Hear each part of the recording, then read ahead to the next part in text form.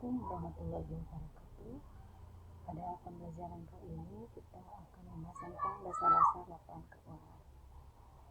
Assalamualaikum anak-anak.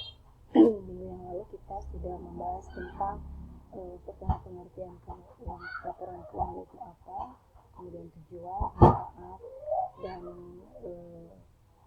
jenis-jenis laporan keuangan.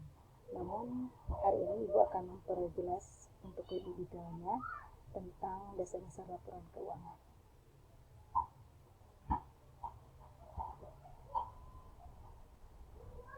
Nah, pada materi pertama yaitu tentang pengertian laporan keuangan, yang kedua tujuan laporan keuangan, yang ketiga manfaat laporan keuangan, dan yang keempat karakteristik laporan keuangan.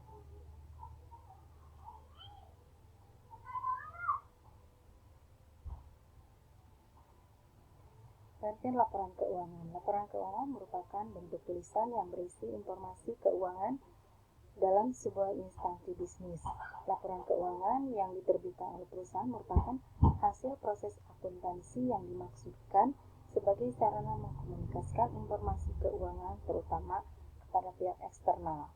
Nah, laporan keuangan mencerminkan semua transaksi usaha sepanjang waktu yang menghasilkan baik peningkatan maupun penurunan bersih nilai ekonomi bagi pemilik modal.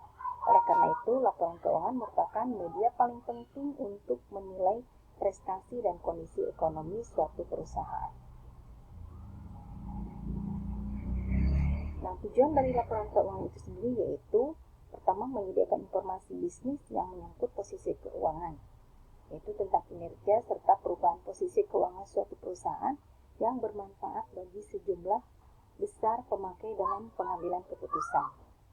Kemudian laporan keuangan juga tidak menyediakan semua informasi yang dibutuhkan pemakai dalam pengambilan keputusan ekonomi. Hal ini dikarenakan secara umum laporan keuangan menggambarkan pengaruh keuangan dan kejadian masa lalu dan tidak diwajibkan untuk menyediakan informasi non-keuangan. Terus laporan keuangan juga menunjukkan apa yang telah dilakukan, yaitu pihak manajemen atau stewardship atau pertanggungjawaban manajemen atas sumber daya yang dipercayakan kepadanya. Nah, adapun prinsip dari akunting ya mengklasifikasikan tujuan laporan keuangan menjadi 3, yaitu tujuan khusus, umum, dan kuantitatif serta menempatkan mereka di bawah suatu kumpulan pembahasan. Nah, tujuan khusus dari laporan keuangan yaitu untuk menyajikan secara wajar dan sesuai dengan prinsip-prinsip akuntansi yang berlaku umum, posisi keuangan, hasil usaha, dan perubahan lain dalam posisi keuangan. Nah, tujuan umumnya kalian bisa dilihat dan dibaca sendiri ya. Ada 5 tujuan umum dari laporan keuangannya. Mungkin kemarin sudah kalian catat dari hasil searching yang sudah Ibu tugaskan sebelumnya. Kemudian ada tujuan kualitatif ya, itu mencakup 7 tujuan ya, yaitu relevan, dapat dimengerti, dapat diverifikasi, netralis, ketepatan waktu, komparabilitas atau daya banding, dan kelengkapan. Nah, manfaat laporan keuangan diperuntukkan bagi siapa saja ya.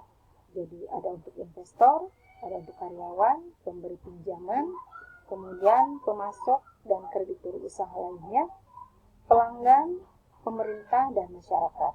Jadi laporan keuangan itu tidak hanya bagi perusahaan perseorangan, tetapi juga untuk bagian-bagian lain yang membutuhkan tentang adanya suatu pelaporan tentang keuangan suatu perusahaan.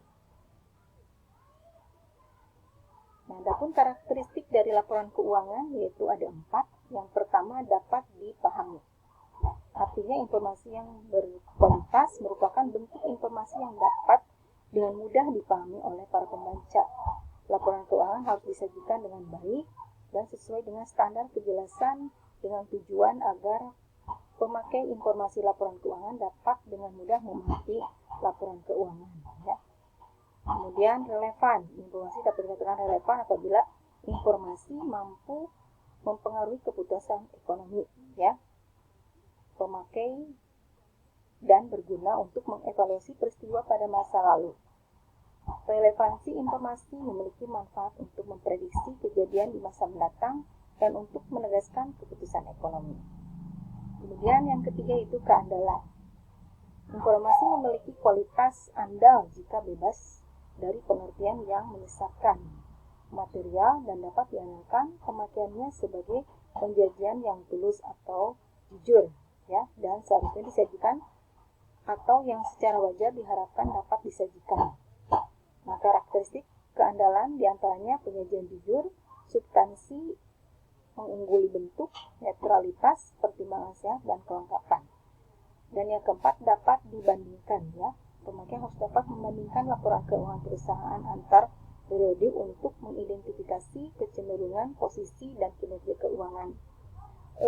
Pemakai juga harus dapat membandingkan laporan keuangan antar perusahaan untuk mengevaluasi posisi keuangan secara relatif.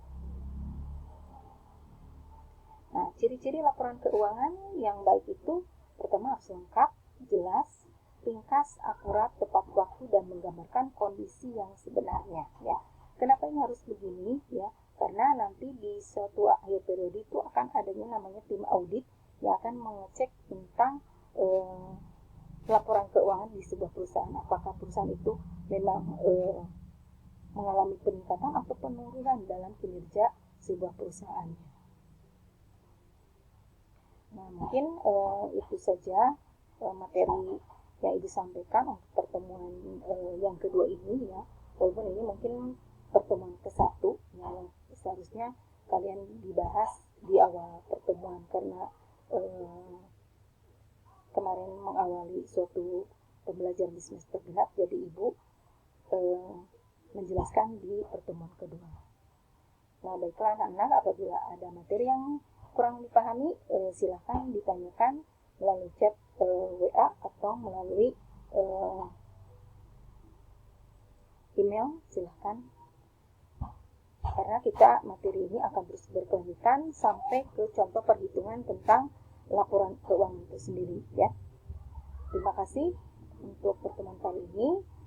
Mudah-mudahan kita bisa ketemu di pertemuan selanjutnya. Assalamualaikum warahmatullahi wabarakatuh.